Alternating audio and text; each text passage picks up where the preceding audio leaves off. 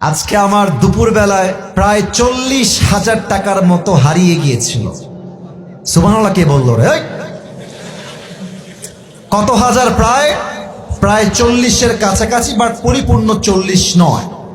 আমি আপনাকে বলছি, জেলার নাম বলবো না, বদনাম হবে।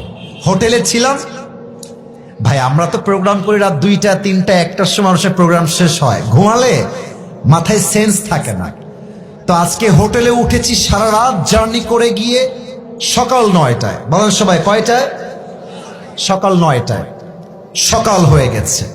তো আমি আবার পায়জামার পকেটে টাকা রেখেছিলাম প্রায় 35 থেকে 40 কাছাকাছি, এরকম কিছু একটা অ্যামাউন্টের টাকা।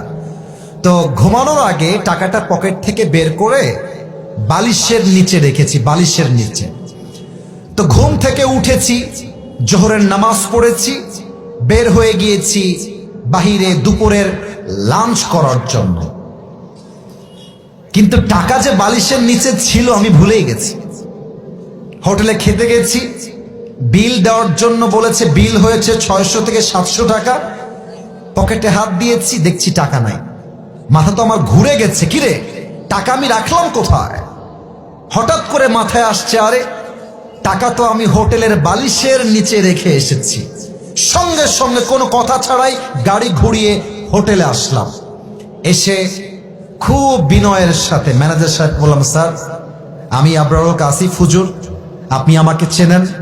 আমি আপনাদের হোটেলের রুমে বালিশের নিচে এত টাকা রেখে গেছিলাম, 1000 টাকার বান্ডিল আর 500 টাকার বান্ডিল রেখে এলাম বালিশের কাছে। বললাম, স্যার যে পেয়েছে আমাকে বলেন দিয়ে দিতে। তো 2জন যুবক আসলো, যারা ক্লিনার, যারা হোটেল ক্লিন করে। আমি ডাকলাম, এই এদিকে আসো। ওরা আমাকে আগে দেখে নাই। বললাম, তোমরা কি আমাকে চেনো? আমাকে চিনতে পারতেছো? তো যে আমার বেড গুছিয়েছে, যে আমার বালিশ হটিয়েছে, সে বলছে, হ্যাঁ আমি আপনাকে চিনি, আপনি আসিফ হুজুর, আপনার ওয়াজ আমি শুনেছি। তোকে বললাম, বাবু যেহেতু তুমি আসিফ হুজুরকে চেনো, দেখো বাবা আমি তোমার সঙ্গে ঝামেলা চাই না। আমার বালিশের তলে আমি টাকা রেখে গেছি, আমি 100% ড্যাম শিওর। টাকাটা বাবা আমাকে দিয়ে দাও, তোমাকে আমি হাদিয়া দিয়ে বাসায় চলে যাব। যুবকটা মুখের উপরে বলছে, না আমি টাকা দেখি নাই, জীবনেও না, এটা সম্ভব না, আমি 1 টাকাও হাত দেই নাই। আমি বললাম, প্লিজ ট্রাই টু আন্ডারস্ট্যান্ড, একটু বোঝো, আমার বাদ মাগরিব প্রোগ্রাম, আসর আজান হয়ে গেছে, দিয়ে দাও বাবা, কোনো ঝামেলা চাই না, থানা পুলিশ চাই না, দিয়ে দাও। আমি বুঝালাম, আমার ড্রাইভার বুঝালো, পিএস বুঝালো, ম্যানেজার বুঝালো, সে বুঝতে রাজি না। এবার হোটেলে মালিক চলে আসছে, বড়লোক, শিক্ষিত, অনেক বড় ঘরের মানুষ তিনি, এবং তিনি একজন অ্যাডভোকেটকেও নিয়ে আসছে। সিসিটিভি ক্যামেরা ওপেন করা হলো, কে গেছে হুজুরের রুমে আর কে বের হয়েছে। তা আমি চোর ধরতে গিয়ে নিজেই চোর হয়ে গেছি। তারা আমাকে বলতেছে, আপনি যে টাকা রাখছেন তার প্রমাণ কোথায়? আমাকে বলতেছে, বিনয়ের সাথেই বলছে যে, স্যার আপনি যে টাকা রেখেছেন এখানে 40,000 টাকা, তার প্রমাণ কি আপনি আমাকে বলেন। আমি তো ঝগড়া চাই না, আমি সবসময় সমাধান চাই। তো আমি বললাম, একটু ক্যামেরাটা আগা পিছা করেন, সিসিটিভি ফুটেজটা সব চেক করা হলো। হোটেলের মালিক বললেন, হুজুর টাকাটা হয়তো বা আপনার স্টাফরা নিয়েছে, কারণ তারাও আপনার রুমে প্রবেশ করেছিল। আমি বললাম, দেখেন আমার স্টাফরা, they have been working with me just for 4 years, প্রায় 4 বছর যাবত আমার সঙ্গে তারা আছে, আমার 1 পয়সা তারা হাত দেয়নি আজ অব্দি, ওরা নিতে পারে না, প্লিজ একটু সমাধানে আসেন।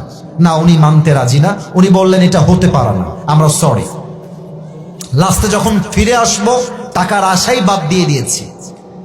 অ্যাডভোকেট তাকে আবার বলছে, এই ছেলে টাকা নিয়েছো, থাকলে দিয়ে দাও, কোনো মারামারি হবে না, দিয়ে দাও, আসিফ তোমাকে ছেড়ে বাসায় যাবে।